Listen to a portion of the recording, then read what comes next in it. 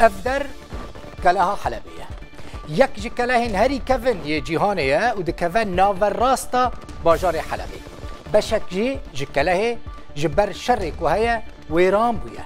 لسروي كله مروف دكاره برحتي ديمانين ويران كري ين تاخن حلبي جي ببينه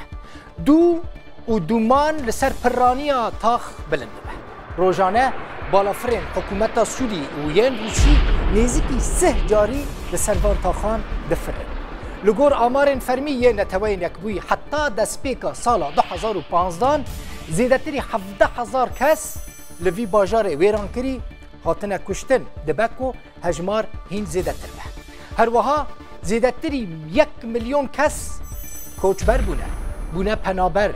به در ودا کتنه و بر خدانه سینوران اما جوه تاخه در باسی ناوا تاخا شیخ مقصود ببن بنرن که للشيخ مقصود روش چیه و للشيخ مقصود چه دقونه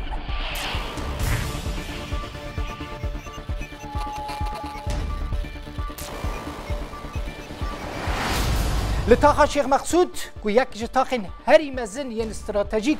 ین حلبیه هم اپوزیسیون هم جی حکومت سوریه چاوین خو بردان سروی تاخ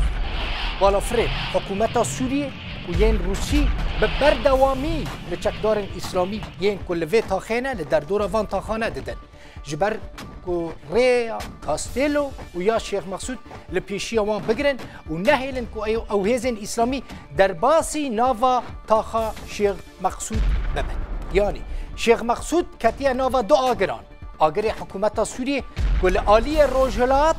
تاخا اشرفی کنترل کریه و آگر چکدار اسلامی اوجی لروجلات و باکور روجلات و تاخه جهد گرن ازمان حلبه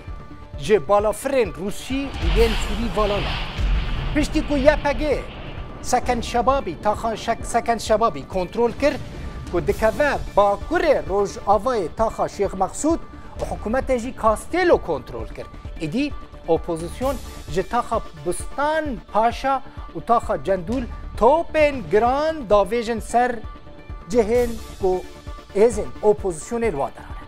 اف توپن جهنم ین گروپن اسلامی نه کو بجرن گازه هاتنه چه کرن لمالن سویلان دکون